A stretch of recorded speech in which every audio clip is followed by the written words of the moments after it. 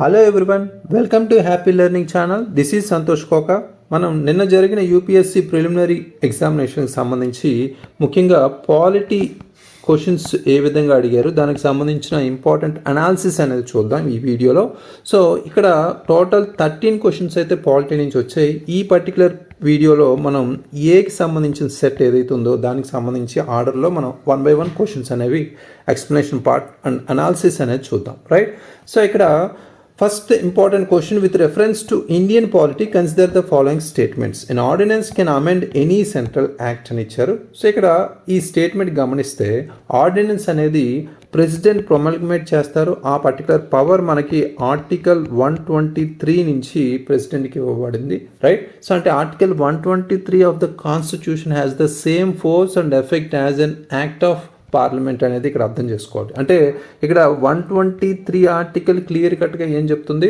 So ఏవైతే parliament acts అనేవి laws అనేవి క్రియేట్ చేస్తుందో వాటిలాగానే ప్రెసిడెంట్ ఇస్తున్న ఈ ఆర్డినెన్సెస్ సంబంధించి అవి కూడా సేమ్ ఎఫెక్ట్ సేమ్ పవర్ ఉంటాయి, ఫోర్స్ ఉంటుంది అనేది క్లియర్ కట్గా చెప్తుంది, రైట్? సో ఇది కరెక్ట్ స్టేట్మెంట్.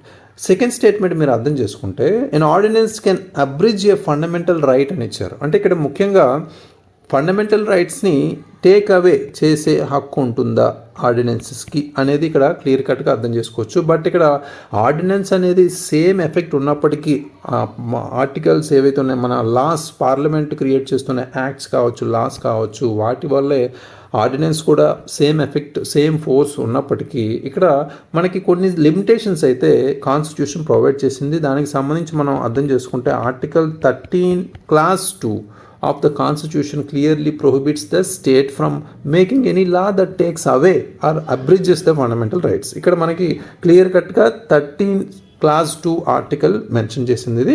సో ఇది రాంగ్ స్టేట్మెంట్. అంటే take away an ordinance cannot take away a fundamental right అనేది మనం క్లియర్ కట్గా చెప్పుకోవచ్చు, రైట్? సో నెక్స్ట్ ఇక్కడ మనం అర్థం చేసుకుంటే ordinance can come into effect from a back date అని ఇచ్చాడు. ఈ స్టేట్మెంట్ మనం అర్థం చేసుకుంటే ఇది బ్యాక్ డేట్ అంటే రెట్రోస్పెక్టివ్ డేట్గా మనం చెప్పుకోవచ్చు. అంటే రెట్రోస్పెక్టివ్ డేట్ అని దీన్ని చెప్తాం. అంటే అండ్ ఆర్డినెన్స్ అనేది ముఖ్యంగా ఆర్డినెన్స్ ఎప్పుడైతే యాక్ట్స్ పార్లమెంట్ క్రియేట్ చేసే నార్మల్ యాక్ట్స్ లానే ఎన్ఫోర్స్ అవుతుందో పార్లమెంట్ కూడా ఈ లాస్ని ఏ విధంగా రెట్రోస్పెక్టివ్ ఎఫెక్ట్లో క్రియేట్ చేస్తుందో ఆర్డినెన్సెస్ కూడా అదే విధంగా క్రియేట్ చేసే అవకాశం ఉంటుంది. కాబట్టి ఇది కూడా ఆప్షన్ కరెక్ట్, రైట్? సో ఫైనల్గా ఇందులో 1 and 3 are the correct option అనేది క్లియర్ కట్గా తెలుస్తుంది, right? So next important question ఇక్కడ చూసుకుంటే Arunachal Pradesh and some states ఇచ్చారు, ఇక్కడ డిస్క్రిప్షన్స్ ఇచ్చారు. అక్కడ అరుణాచల్ ప్రదేశ్ ఫస్ట్ స్టేట్మెంట్ చూసుకుంటే the capital is named after a fort and the state has 2 national parks అన్నారు, రైట్?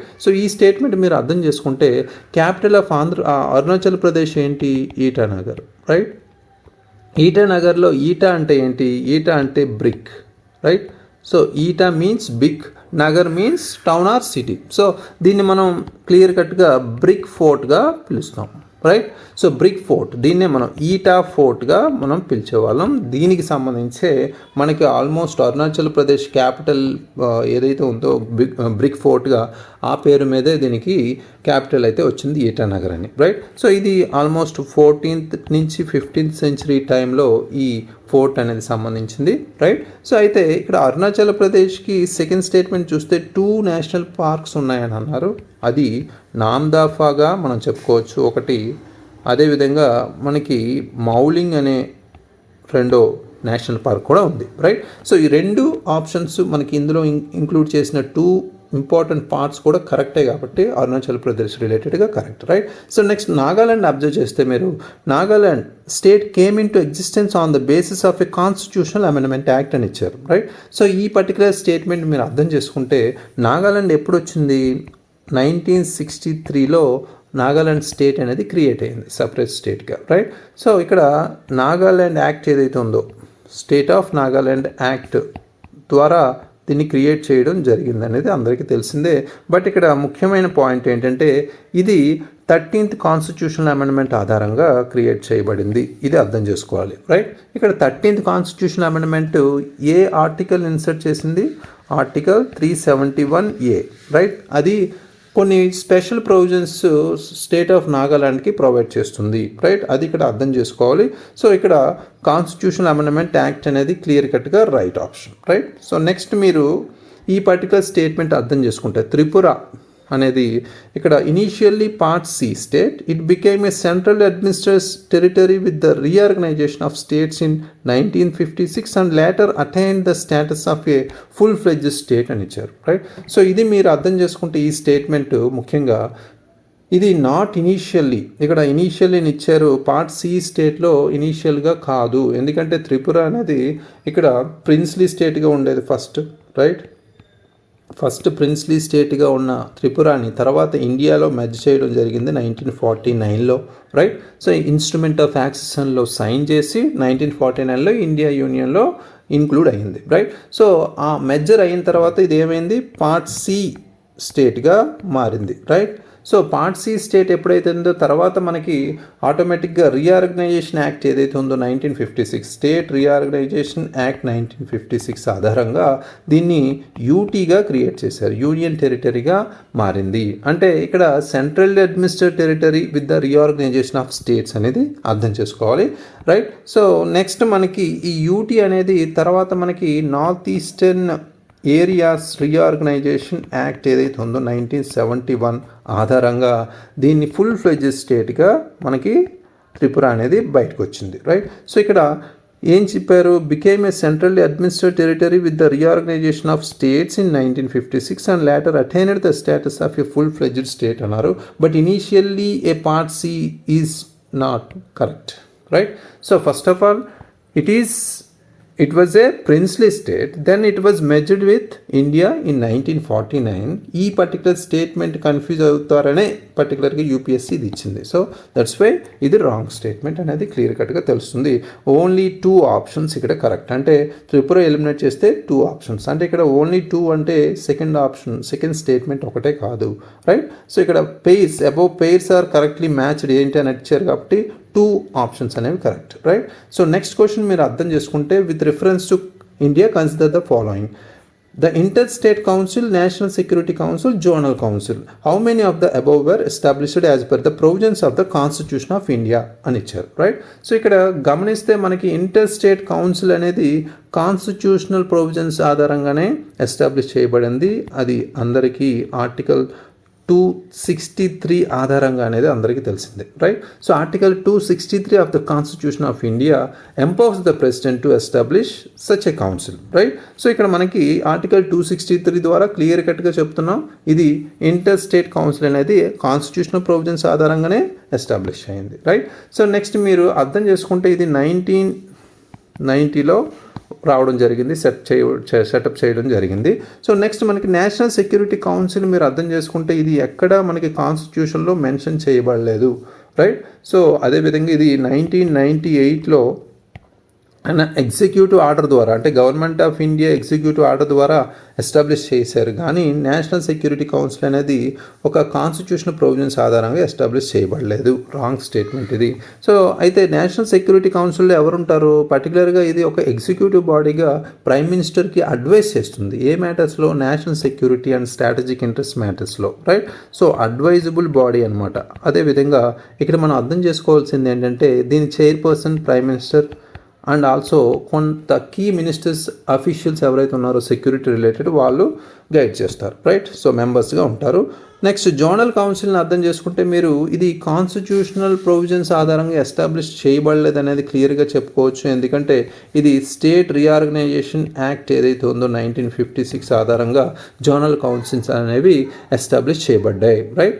సో ఇక్కడ ముఖ్యంగా ఇది కాన్స్టిట్యూషనల్ ప్రొవిజన్స్ కాదనేది క్లియర్ కట్గా తెలుస్తుంది. అయితే ఇక్కడ మనకి టోటల్గా 5 జోనల్ కౌన్సిల్ ఉన్నాయని అందరికీ తెలుసు, రైట్? సో మనం నదర్న్ కౌన్సిల్ కావచ్చు, central and eastern, western and southern, right? ఇవి కాకుండా మనకి 6థ్గా మనం పిలబడే మన జోనల్ కౌన్సిల్ ఏది అంటే north eastern council, right? So north eastern council చూసుకుంటే మనకి ఇది మనకున్న north eastern area reorganisation act ఏదైతే ఉందో 1971 ద్వారా దీన్ని ఇంక్లూడ్ చేయడం జరిగింది, రైట్. ఇలాంటివన్నీ ఎక్స్ప్లెనేషన్ పార్ట్లో మనకి డీటెయిల్స్ అనేవి తెలుసుకుంటే ఎగ్జామినేషన్ సందర్భంగా నెక్స్ట్ వచ్చే పర్టికులర్ క్వశ్చన్స్ కూడా మీరు అటెంప్ట్ చేసే అవకాశం ఉంది. సో ఇక్కడ మనకి ఓన్లీ 1 అనేది correct option, right. So next question మనం చూస్తే consider the following statements. Constitution of India explicitly mentions that in certain spheres the governor of a state acts in his or her own description అని ఇచ్చారు, right. So ఇక్కడ ముఖ్యంగా first statement గమనిస్తే article 163 clause 1 చూసుకుంటే clear కట్గా చెప్తుంది మన council of ministers with the chief minister అడ్వైస్తో గవర్నర్ కొన్ని ఫంక్షన్స్ ఎక్సర్సైజ్ చేయొచ్చు, రైట్. సో ఇక్కడ మనకి కంపల్సరీ డిస్క్రిషనరీ పవర్ అనేది ఎక్స్ప్లిసిట్లీ ప్రొవైడ్ చేసినట్టే కదా, రైట్. అదేవిధంగా ఆర్టికల్ 163 సబ్ క్లాస్ 2కి సంబంధించి చూసుకున్న any question arises weather any matter respects which the governor is under the constitution required to in his discretion అని ఇచ్చారు. ఇక్కడ కూడా మనకి డిస్క్రిషనరీ పవర్స్ అనేవి ఉంటాయి, రైట్. సో ఇక్కడ ముఖ్యంగా స్పెసిఫిక్ ఇన్స్టెన్సెస్ ఏవైతే ఉన్నాయో అవి కాన్స్టిట్యూషన్ ఎక్స్ప్లిసిట్లీ మెన్షన్ చేసింది గవర్నర్స్ డిస్క్రిషన్ పవర్స్. అంటే ఫర్ ఎగ్జాంపుల్ మనకి ఆర్టికల్ 164 పరంగా చూసుకుంటే చీఫ్ మినిస్టర్ అపాయింట్మెంట్కి సంబంధించి నో పార్టీ క్లియర్ మెజారిటీ లేకపోయినప్పుడు ఏ పార్టీ అప్పుడు యూజ్ చేయొచ్చు. అదేవిధంగా స్టేట్ గవర్నమెంట్ డిస్మిసల్కి సంబంధించి చూసుకుంటే గవర్నర్ సాటిస్ఫై అయినప్పుడు మెజారిటీ లేనప్పుడు అది ఆర్టికల్ 164 టైంలోనే. అదేవిధంగా article 200 regarding the reservation of A bill for the consideration of the president కూడా ఇతనికి డిస్క్రిషనరీ పవర్ ఉంది, రైట్. ఇలా చూసుకుంటే రికమెండేషన్ ఫర్ ప్రెసిడెంట్స్ రూల్స్ సంబంధించి ఆర్టికల్ 356 ఆధారంగా కూడా ఉన్నాయి. సో ఇలా 6th షెడ్యూల్ కావచ్చు, ఇలాంటి వాటికి సంబంధించి డిస్క్రిషనరీ పవర్స్ అనేవి మనం చెప్పుకోవచ్చు క్లియర్గా, right. First statement correct. Next statement చూస్తే president of India can of his or her own reserve a bill passed by a state legislature for his or her consideration without it being forwarded by the governor of the state concerned అని ఇచ్చారు. ఇక్కడ మీ question ఈ statement అర్థం చేసుకుంటే clear కట్గా మనకి రీసెంట్గా జరిగిన గవర్నర్ ఇష్యూ ఆధారంగా మనం ఇచ్చారనేది క్లియర్ కట్గా చెప్పుకోవచ్చు. ఎందుకంటే మనకి ఆర్టికల్ 200 అనేది కాన్స్టిట్యూషన్లో గవర్నర్కి ఒక 4 పవర్స్ అనేవి ఇస్తుంది ఈ పాస్ చేసే బిల్స్ సంబంధించి రెస్పాన్స్, రైట్. సో అంటే గవర్నర్ ఇక్కడ ఏ ఆప్షన్స్ తీసుకోవచ్చు అంటే ఇతను అసెంట్ ఇవ్వచ్చు పర్టికులర్ బిల్కి, రైట్. సో లేదా విత్ హోల్డ్ అసెంట్ అనేది చేయొచ్చు, లేదా ఆ బిల్ని లెజిస్లేచర్స్కి రిటర్న్ చేయొచ్చు, లేదా ఆ బిల్కి సంబంధించి రిజర్వ్ చేయొచ్చు consideration for the president, right. So అదే మీకు ఆర్టికల్ 201 చూసుకుంటే ఓన్లీ 3 ఆప్షన్స్ అనేవి ప్రెసిడెంట్కి వెళ్తాయి. ఇందులో అసెంట్ చేయొచ్చు ప్రెసిడెంట్, విత్ హోల్డ్ చేయొచ్చు, బట్ మళ్ళీ మనకి గవర్నర్కి రీకన్సిడరేషన్ అంటే రివర్స్ పంపించవచ్చు, రైట్. సో ఈ ఆప్షన్ ఏదైతే ఉందో reserve the particular bill in a state manner అనేది ఇక్కడ ప్రెసిడెంట్కి లేదు అనేది ఇక్కడ గమనించాలి. అంటే president of India cannot reserve a bill passed by a state legislature for his or without it being forwarded by the governor, right. So ఇది అర్థం చేసుకోవాలి. Only 1 is the correct statement. Next question consider the following pairs. ఇక్కడ provisions ఇచ్చారు, states ఇచ్చారు, stated in particular segment ఇచ్చారు. Separation of judiciary from the executive in the public services of the state, the directive principles of the state policy అని ఇచ్చారు. ఇది correct మ్యాచా కాదా అనేది మనం చూడాలి, right. So first of all దీన్ని చూస్తే separation of judiciary from the executive provision మనకి ఎక్స్ప్లిసిట్లీగా డైరెక్టివ్ ప్రిన్సిపల్స్ ఆఫ్ స్టేట్ పాలసీలో ఇంక్లూడ్ చేయబడ్డాయి. ఆర్టికల్ 50లో మనం అర్థం చేసుకోవచ్చు. ఆర్టికల్ 50 ఏం చెప్తుంది? The state shall take steps to separate the judiciary from the executive and the public services of the state. అంటే ఈ ప్రిన్సిపల్ మనకి ఇండిపెండెన్స్ ఆఫ్ ద జ్యుడిషియరీకి సంబంధించింది, రైట్. అంటే ఎగ్జిక్యూటివ్ ఇన్ఫ్లుయెన్స్ నుంచి జ్యుడిషియరీకి ఇండిపెండెన్స్ ఇవ్వడానికి ఇది ఒక ఇంపార్టెంట్ ప్రొవిజన్గా మనం చెప్పుకోవచ్చు. ఇది కరెక్ట్, రైట్.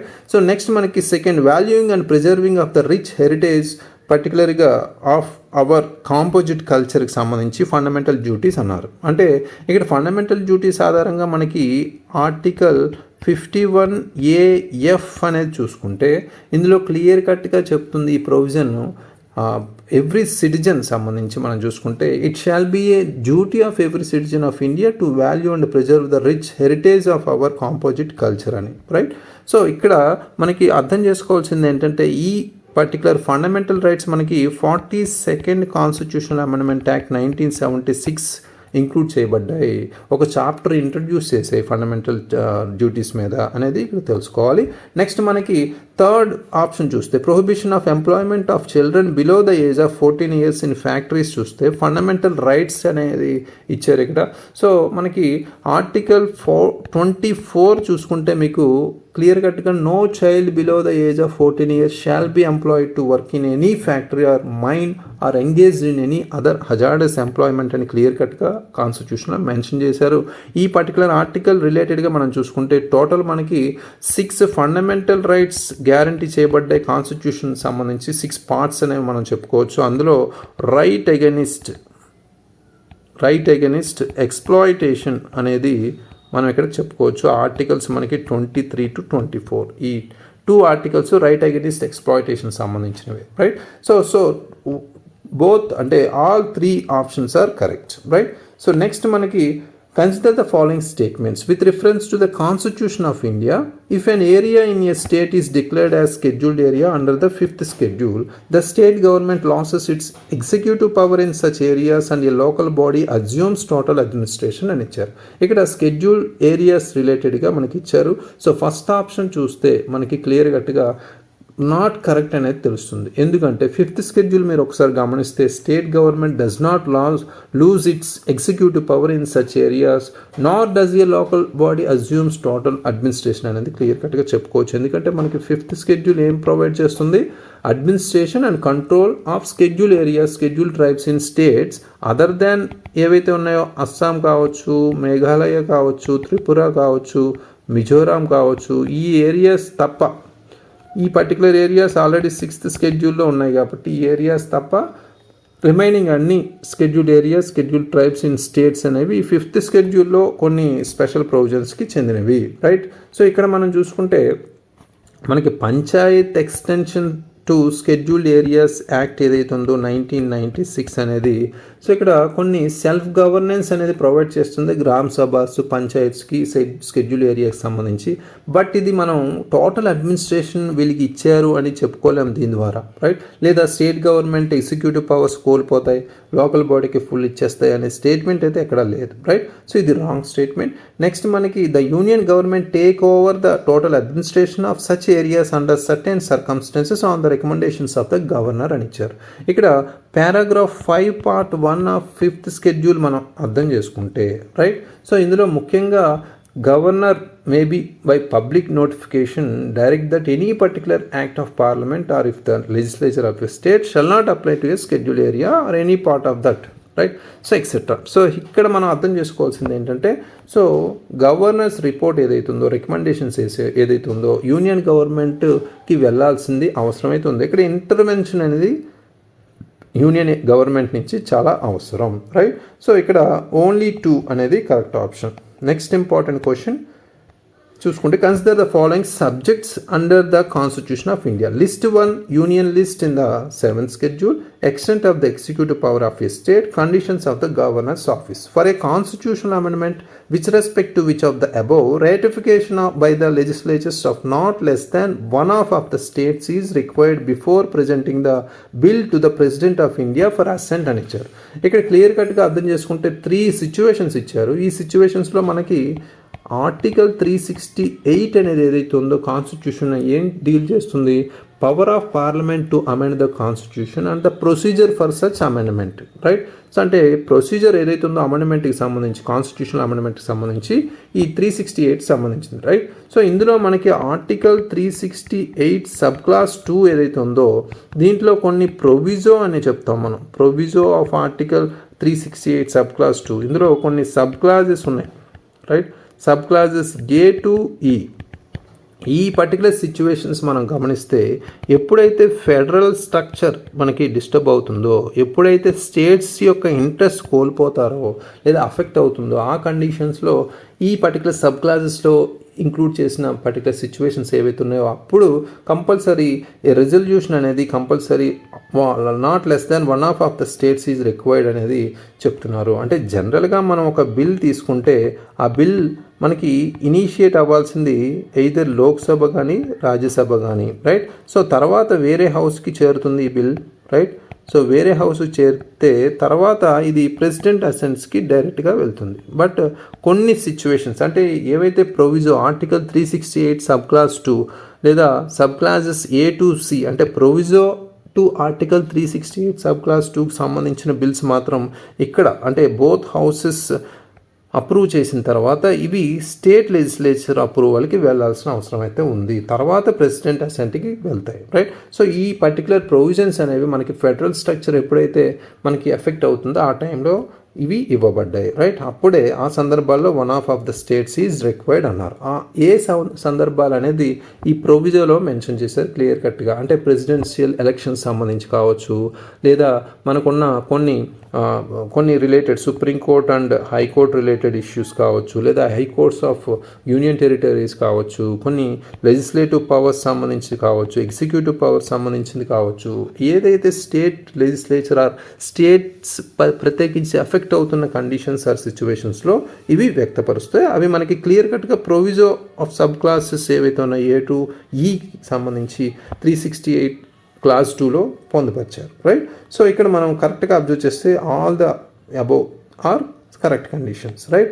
సో నెక్స్ట్ మనకి 59 with reference to the Indian polity consider the following statements. The governor of a state is not answerable to any court for the exercise and performance of the powers and duties of his or her office అని ఇచ్చారు, right. So ఇక్కడ మనం ఈ particular immunities రిలేటెడ్గా మనం అర్థం చేసుకోవచ్చు. ఇది అంటే గవర్నర్ సంబంధించిన ఇమ్యూనిటీస్ చాలా క్వశ్చన్స్ మనకి పాలిటీలో ప్రెసిడెంట్ అండ్ గవర్నర్ రిలేటెడ్గా ఎక్కువ తరచుగా వస్తుంటాయి. ఈ పేపర్లో ఇంకా చాలా ఎక్కువ అడిగారు, రైట్. సో ఇక్కడ గమనిస్తే ఆర్టికల్ 361 క్లాస్ 1 చూసుకుంటే ఎక్స్ప్లిసిట్గా మనకి ప్రెసిడెంట్ కానీ గవర్నర్ కానీ ఆన్సరబుల్ ఎనీ కోర్టుకి సంబంధించి ఆన్సరబుల్ చేయాల్సిన అవసరం అయితే లేదు, right. So shall not answerable to any court for the exercise and performance of the powers and duties of his office, right. So అది గమనించాలి. సో ఇక్కడ ఈ ఇమ్యూనిటీ ఏదైతే ఉందో గవర్నర్కి ఇచ్చింది జ్యుడిషియల్ ప్రొసీడింగ్స్ సంబంధించి ఇమ్యూనిటీ అయితే ఇస్తున్నారు కాబట్టి ఇది కొన్ని అఫీషియల్ పవర్స్ డ్యూటీస్ సంబంధించి ఎక్సైజ్లో ఉంటుంది. అయితే ఈ ఇమ్యూనిటీ అనేది కొన్ని యాక్ట్స్కే లిమిటెడ్ అయ్యి ఉన్నాయి. అఫీషియల్ కెపాసిటీకి సంబంధించి చూసుకుంటే అది పర్సనల్ యాక్ట్స్ సంబంధించింది అయితే కాదు, రైట్. అఫీషియల్ యాక్ట్స్ రిలేటెడ్గానే ఈ పర్టికులర్ నిబంధన వర్తిస్తుంది అనేది గమనించాలి.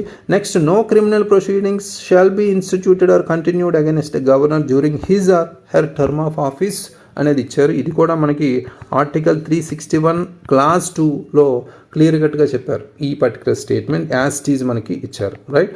సో నెక్స్ట్ మనకి ఇక్కడ గమనించాల్సింది ఏంటంటే ఈ ఇమ్యూనిటీ అబ్సల్యూట్గా మనకి ఈ టర్మ్ ఆఫ్ ఆఫీస్ కండిషన్లో ఉంటుంది కానీ క్రిమినల్ ప్రొసీడింగ్స్ సంబంధించింది కాదు. అంటే క్రిమినల్ ప్రొసీడింగ్స్ సంబంధించి గవర్నర్ ఏదైతే ఉన్నారో ఆఫీసు బయటకు వచ్చినప్పుడు అది క్రిమినల్ ప్రొసీడింగ్స్కి నిరోధించే విధంగా అయితే ఈ కండిషన్ వర్తించదు అనేది గమనించాలి, right. So next, members of a state legislature are not liable to any proceedings in any court in respect of anything said within the house అని ఇచ్చారు. అంటే ఇక్కడ ఆర్టికల్ 194 క్లాస్ 2 అనేది ఏదైతే ఉందో ఇక్కడ కాన్స్టిట్యూషన్ సంబంధించి no member of the legislature of a state shall be liable to any proceedings in any court in respect of anything అనేది ఇక్కడ క్లియర్ కట్గా ఈ ఆర్టికల్లో మెన్షన్ చేశారు. ఈ ప్రొవిజన్ అనేది పార్లమెంటరీ ప్రివిలేజ్ ఏదైతే ఉందో మెంబర్స్ ఆఫ్ స్టేట్ లెజిస్లేచర్స్కి మెన్షన్ చేసింది. ఇక్కడ ఇమ్యూనిటీ అనేది చూసుకుంటే ఫ్రీ స్పీచ్ అండ్ డిబేట్ అనేది లెజిస్లేచర్ సంబంధించి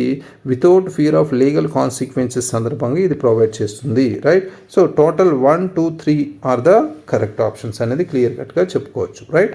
so next question, consider the following statements with regard to pardoning power of the president of India, right. The exercise of this power by the president can be subjected to limited judicial review. ఇక్కడ మనకి ఈ exercise pardoning power అనేది మనం అర్థం చేసుకుంటే article 72కు సంబంధించి కాన్స్టిట్యూషన్లో provide చేశారు ఇది, రైట్. సో ఈ పర్టికులర్ పార్డనింగ్ పవర్ ఏదైతే ఉందో ప్రెసిడెంట్కి సంబంధించి ఇది కొన్ని కండిషన్స్లో ఈ కొన్ని గ్రౌండ్స్లో మనకి ముఖ్యంగా ఈ ప్రెసిడెంట్కి సంబంధించి కొన్ని పార్డనింగ్ పవర్స్ అయితే ప్రొవైడ్ చేశారు. అది judicial review, limited judicial review అనేది సంబంధించింది. ఫర్ ఎగ్జాంపుల్ మనకి Maru Ram versus union of India కావచ్చు 1981. అదేవిధంగా Epuru Sudhakar versus government of Andhra Pradesh కావచ్చు, రైట్. 2006 ఇయర్లో సంబంధించిన కేసెస్లో సుప్రీంకోర్టు ఎక్స్ప్లిసిట్లీగా మెన్షన్ చేసింది pardoning power by the president or governor can be challenged on various grounds అని. సో ఆ వేరియస్ గ్రౌండ్స్ ఏంటి? ఒకవేళ ఆ డెసిషన్ ఆర్బిట్రరీగా తీసుకున్నా, రైట్.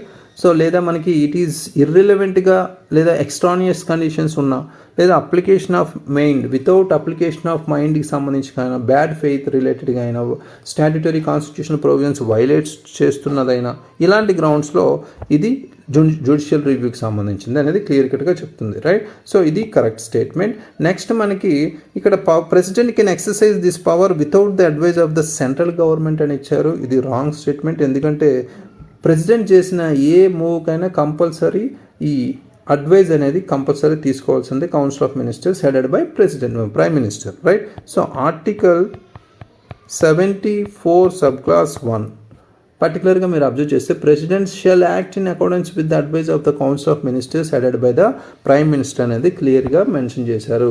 ఇది మనకి ఇంక్లూడింగ్ పార్డనింగ్ పవర్, మనకి ఆర్టికల్ 72 ద్వారా ఇచ్చిన పార్డనింగ్ పవర్ కూడా ఇందులో వర్తిస్తుంది అనేది క్లియర్ కట్గా చెప్పుకోవచ్చు. అందుకనే ఈ particular first option only correct, right. So next consider the following statements. On the dissolution of the house of the people the speaker shall not vacate his or her office until immediately before the first meeting of the house of the people after the dissolution అని ఇచ్చారు, right.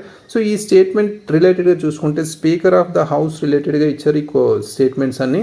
So observe చేస్తే first మనకి article 94 of the constitution మీరు అర్థం చేసుకుంటే ఈ particular statement అనేది correct అనేది క్లియర్ కట్గా చెప్పుకోవచ్చు. ఎందుకంటే లోక్సభ ఎప్పుడైతే డిజాల్వ్ చేశారో స్పీకర్స్ అనేవారు కంటిన్యూ చేయొచ్చు ఆఫీస్ సంబంధించి ఎప్పటి వరకు until immediately before the first meeting of the newly elected Lok Sabha. ఎప్పుడైతే లోక్సభకు సంబంధించిన న్యూలీ ఎలక్టెడ్ అయిన లోక్సభకు సంబంధించిన ఫస్ట్ మీటింగ్ వచ్చే వరకు అతను ఉండొచ్చు, రైట్. సో అదొక ఇంపార్టెంట్ ప్రొవిజన్. అదేవిధంగా ఇక్కడ మేజర్గా ఈ ప్రొవిజన్ అడ్మినిస్ట్రేటివ్ కంటిన్యూటీని చూపిస్తుంది ఈ ట్రాన్సిషన్ పీరియడ్ ఏదైతే ఉందో బిట్వీన్ 2 లోక్సభకు సంబంధించి. నెక్స్ట్ మనకి సెకండ్ స్టేట్మెంట్ గమనిస్తే according to the provisions of the constitution of India a member of the house of the people on being elected as a speaker shall resign from his or her political party immediately అని ఇచ్చారు. So ఇది wrong statement అని చెప్పుకోవచ్చు. ఎందుకంటే ఇలాంటి convention మనకి మన కాన్స్టిట్యూషన్లో లేదు. కొన్ని పార్లమెంటరీ డెమోక్రసీస్ ఏవైతే ఉన్నాయి యూకే లాంటి వాటిలో ఉన్నాయి. But it is a constitutional requirement in India. It is not a constitutional requirement in India అనేది గమనించాలి, రైట్. సో ఇక్కడ కాన్స్టిట్యూషన్ ఇలాంటి ఎక్స్ప్లిసిట్ ప్రొవిజన్ ఏది మెన్షన్ చేయలేదు. ఎందుకంటే ఫస్ట్ కండిషన్లోనే ఉంది. సో నెక్స్ట్ లోక్సభ మీటింగ్ జరిగేదాకా ఉండాలి అనేది కూడా ఇక్కడ మెన్షన్ చేశారు కాబట్టి no need to resign, right. So next మనకి ఈ క్వశ్చన్ చూసుకుంటే ఇక్కడ స్పీకర్ కంటిన్యూగా ఈ పొలిటికల్ పార్టీ చేంజ్ అయ్యే టైంకి మనకి అర్థం చేసుకుంటే ఇంపార్షియల్ మేనర్గా ప్రొసీడింగ్స్ ఎప్పుడైతే తీసుకున్నా అప్పుడు ఆ కేసులో కాకుండా రిమైనింగ్ కేసెస్లో ఇతను కంటిన్యూ అవ్వచ్చు అనేది చెప్పచ్చు.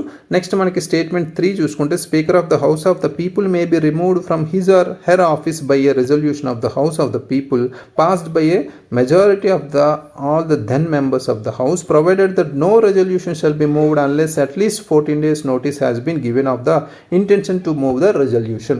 ఇక్కడ స్టేట్మెంట్ గమనిస్తే మనకి క్లియర్ కట్గా ఆర్టికల్ 94 క్లాస్ సి ఏదైతే ఉందో అది కాన్స్టిట్యూషన్లో ప్రొవైడ్ చేస్తుంది speaker may be removed from office by resolution of the Lok Sabha అనేది, రైట్. సో అంటే ఇక్కడ మెజారిటీ ఏంటి all the then members of the house అని ఇచ్చారు ఇక్కడ, రైట్. సో ఇది మీరు గమనిస్తే అబ్సల్యూట్ మెజారిటీగా మనం చెప్తాం కానీ సింపుల్ మెజారిటీ కాదు, రైట్. సింపుల్ మెజారిటీ అంటే ప్రెజెంట్ అండ్ ఓటింగ్గా తీసుకుంటాం. బట్ ఇక్కడ people passed by majority of all the then members of the house అని ఇచ్చారు కాబట్టి అబ్సల్యూట్ మెజారిటీ అనేది ఇక్కడ తీసుకుంటాం, రైట్.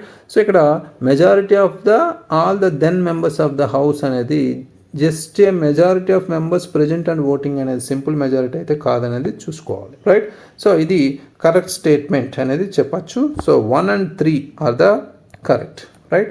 సో నెక్స్ట్ మనకి Consider the following statements. If any question arises to whether a member of the House of the People has become subject to disqualification under the 10th schedule, the President's decision in accordance with the opinion of the Council of Union Ministers shall be final and icharu. Right? So this particular question is related to 10th schedule of the Constitution. So ఇది అర్థం చేసుకుంటే మనకి according to 10th schedule constitution మనకి anti defection లాగా మనం చెప్పుకోవచ్చు. ఈ పర్టికులర్లా మనకి 52nd కాన్స్టిట్యూషనల్ అమెండ్మెంట్ యాక్ట్ 1985 ఆధారంగా తీసుకురాబడింది. రైట్. సో ఇక్కడ మనకి డెసిషన్, ఈ పర్టికులర్ డెసిషన్ ఏదైతే ఉందో, if any question arises as to whether a member of house has become subject to disqualification అనే క్వశ్చన్ ఎప్పుడైతే అరైజ్ అయిందో, the decision rest with the chairman of Rajya Sabha. Right. Chairman of Rajya Sabha or Lok Sabha అనేది ఇక్కడ చెప్పుకోవాలి, లేదా speaker of హౌస్గా మనం చెప్పుకోవచ్చు. కానీ ప్రెసిడెంట్ డెసిషన్ అయితే కాదు. రైట్. జస్ట్ కన్ఫ్యూజ్ చేయడానికి ఇది ఇచ్చారు. రైట్. సో ఇది రాంగ్ స్టేట్మెంట్. నెక్స్ట్ మనకి సింపుల్గా చూస్తే there is no mention of the word political party in the Constitution of India అన్నారు. కాన్స్టిట్యూషన్ ఆఫ్ ఇండియాలో 10th schedule సంబంధించి ద టర్మ్ పొలిటికల్ పార్టీ ఎక్స్ప్లిసిట్గా మెన్షన్ చేయబడింది అనేది క్లియర్ కట్గా చెప్పుకోవచ్చు. అందుకని ఇది కూడా రాంగ్ స్టేట్మెంట్. ఇక్కడ గమనిస్తే మనకి 10th schedule అది 52nd అమెండ్మెంట్ యాక్ట్ ఏదైతే ఉందో దాంట్లో చూసుకుంటే మనకి కొన్ని పారాగ్రాఫ్స్లో voluntarily giving up his membership of such political party అని ఒక దగ్గర మెన్షన్ చేశారు. అదేవిధంగా voting or abstaining from voting or defection contrary to any direction issued by the political party అని 2 times అయితే మెన్షన్ చేశారు. అడిషనల్గా మనకి ఆర్టికల్స్ కొన్ని అదర్ దాన్ కొన్ని ఎలక్షన్ కమిషన్ రిలేటెడ్ కూడా కొన్ని ఇవి ఫాలో అయ్యారు. రైట్. సో ఇది neither 1 nor B nor 2. Right. So ఇక్కడ next question, panchayats at the intermediate level exist in all states. To be eligible to be a member of a panchayat at the intermediate level, a person should attain the age of 30 years and icharu. The chief minister of a state constitutes a commission to review the financial position of panchayats at the intermediate levels and to make recommendations regarding the distribution of net proceedings of taxes and duties leviable by the state between the state and panchayats at the intermediate level. So 3 statements మనకి panchayats రిలేటెడ్గా ఇచ్చారు. So ఇక్కడ ఒక ఈ particular statement మనం అర్థం చేసుకుంటే ముఖ్యంగా, రైట్. సో ఇది panchayats at the intermediate level exist in all states అన్నారు. పంచాయత్స్ అనేవి జనరల్గా మనకి చూసుకుంటే కాన్సెప్ట్ ప్రకారం 3 levelsలో, అంటే విలేజ్ లెవెల్లో, బ్లాక్ లెవెల్లో అండ్ ఆల్సో డిస్ట్రిక్ట్ లెవెల్లో ఉంటాయి అనేది అందరికీ తెలిసిందే. రైట్. సో బట్ ఇక్కడ ఆల్ స్టేట్స్లో కాదు, కొన్ని స్మాల్ స్టేట్స్లో మనం గమనిస్తే ఈ పర్టికులర్ స్టేట్మెంట్ అనేది రాంగ్ అనేది చెప్పుకోవచ్చు. ఎందుకు అంటే ఇక్కడ ముఖ్యంగా మీరు అర్థం చేసుకుంటే పంచాయత్ సంబంధించి కొన్ని మనకి ప్రొవిజన్స్ చూస్తే ఆర్టికల్ 243B క్లాజ్ ఏదైతే ఉందో అది మనకి 73rd కాన్స్టిట్యూషన్ అమెండ్మెంట్ యాక్ట్ 1992 ఆధారంగా ఇంక్లూడ్ చేయబడ్డాయి. రైట్. సో ఈ పంచాయత్స్ అనేవి ఇంటర్మీడియట్ లెవెల్లో ఉండాల్సిన అవసరం అయితే లేదు. రైట్. సో కొన్ని స్టేట్స్ ఏవైతే ఉన్నాయో, స్మాల్ స్టేట్స్ చూసుకుంటే గోవా కావచ్చు, లేదా మణిపూర్ కావచ్చు, లేదా మిజోరాం కావచ్చు, లేదా నాగాలాండ్ కావచ్చు, లేదా Sikkim and some union territories కావచ్చు, వాళ్ళకి ఇంటర్మీడియట్ లెవెల్ లేదు పంచాయత్ సంబంధించి. లేదా కొన్ని పెద్ద స్టేట్స్లో కూడా విలేజ్, ఇంటర్మీడియట్ అండ్ డిస్ట్రిక్ట్ అనే 3 tier సిస్టమ్ లేకపోవచ్చు. రైట్. సో ఇది గమనించాలి. సో ఇది wrong statement. To be eligible to be a member of A Panchayat at the intermediate level A person should attain the age of 30 years అన్నారు. ఇది కూడా కరెక్టే, wrong స్టేట్మెంటే. Article 243F ఏదైతే ఉందో అది మనం అర్థం చేసుకుంటే ఇక్కడ అది క్లియర్ కట్గా చెప్తుంది disqualifications for membership of A Panchayat states. ఇక్కడ క్లియర్ కట్గా చూస్తే on the grounds of less than 25 years of the age disqualification సంబంధించి ఇచ్చారు. అదేవిధంగా ఇక్కడ మనకి ఎలక్షన్ సంబంధించి మనం మాట్లాడుకుంటే మెంబర్షిప్ సంబంధించి ఏజ్ 21 years అనేది మనం అర్థం చేసుకోవాలి. అంటే minimum age requirement for Panchayat membership and at any level including intermediate is 21 years కానీ 30 years కాదు అనేది గమనించాలి. నెక్స్ట్ మనకి chief minister of a state constitute A commission to review the financial position of panchayats at the intermediate level అన్నారు. ఇది incorrect. Chief minister కాదు, chief మినిస్టర్కి finance కమిషన్కి సంబంధం ఉండదు ఇక్కడ. సో గవర్నర్ ఎవరైతే ఉన్నారో, గవర్నర్ ఆఫ్ ఎ స్టేట్ అనే వాళ్ళు ఫైనాన్స్ కమిషన్ కాన్స్టిట్యూట్ చేస్తారు ఫినాన్షియల్ పొజిషన్ ఏదైతే ఉందో పంచాయత్ సంబంధించి రివ్యూ చేయడానికి. రైట్. సో ఇది రాంగ్ స్టేట్మెంట్. సో ఇక్కడ నాట్ కరెక్ట్ అన్నారు కాబట్టి all the above 3 are not correct, right. So next question and last question చూసుకుంటే పాలిటిక్స్ సంబంధించి consider the following statements about Lokpal. The power of Lokpal applies to public servants of India but not to Indian public servants posted outside India అని ఇచ్చారు. So ఇక్కడ first statement గమనిస్తే incorrect అనేది తెలుస్తుంది, ఎందుకంటే మనకి section 14 of Lokpal and Lokayukta act ఏదైతే ఉందో 2013కి సంబంధించి చూసుకుంటే ఇది జ్యూరిస్డిక్షన్ ఆఫ్ లోక్పాల్కి సంబంధించి ఇది public servants both within and outside ఇండియాగా చెప్పింది. అంటే నాట్ ఎక్స్ప్లిసిట్గా ఇది ఓన్లీ ఇన్సైడ్ ఇండియా అని చెప్పలేదు, both inside and outside ఇండియాగా చెప్పింది కాబట్టి ఇది wrong statement, right. So next మనకి గుర్తుపెట్టుకుంటే మనం చూసుకుంటే chairperson or a member shall not be a member of the parliament or a member of the legislature of any state or union territory and only the chief justice of India whether incumbent or retired has to be its chairperson అని ఇచ్చారు, right. ఈ statement గమనిస్తే మనం ముఖ్యంగా ఇక్కడ ఈ స్టేట్మెంట్లో మనకి chairperson సంబంధించి ఇన్కరెక్ట్ అనేది చెప్పచ్చు, ఎందుకంటే ఫస్ట్ పార్ట్ మనం గమనిస్తే అంటే ఇక్కడ వరకు చూసుకుంటే ఫస్ట్ పార్ట్ కరెక్టే. Chairperson or a member shall not be a member of parliament or a member of the legislature of any state or union territory, correct condition. But only the chief justice of India whether incumbent or retired has to be its chairperson అనేది wrong part. అంటే 2 parts ఇచ్చారు, first part రైటే but second part wrong కాబట్టి ఇది entire statement wrong అయింది, right. ఇక్కడ only chief justice of India అంటే పర్టికులర్గా whether incumbent or India has to be chairperson అని ఇచ్చారు, ఓన్లీ చీఫ్ జస్టిస్ కాదు ఇక్కడ, రైట్. సెకండ్ పార్ట్కి సంబంధించి చూసుకుంటే మనకి chairperson shall be a person who is or has been a chief justice of India or a judge of the supreme court, right. So eminent person అయినా అవ్వచ్చు, right. So ఇది పర్టికులర్గా ఈ యాక్ట్లో మెన్షన్ చేయబడింది, సో చూసుకోవాలి, right. So next chairperson or a member shall not be a person of less than 45 years of age on the date of assuming office as the chairperson or member as the case may be అని ఇచ్చారు. So ఈ particular కేసులో మనం చూసుకుంటే so ఇది third statement అనేది correct statement అనేది చెప్పుకోవచ్చు, ఎందుకంటే ఇది క్లియర్ కట్గా section 3 clause 3 of Lokpal and Lokayukta act 2013 clear కట్గా ఏజ్ రిక్వైర్మెంట్ ఎంత ఉండాలి చైర్పర్సన్ అండ్ మెంబర్స్కి చెప్పింది. అయితే నాట్ లెస్ దెన్ 25 years అనేది ఇక్కడ క్లియర్ కట్గా matters related to anti corruption policy public administration రిలేటెడ్గా చెప్పింది.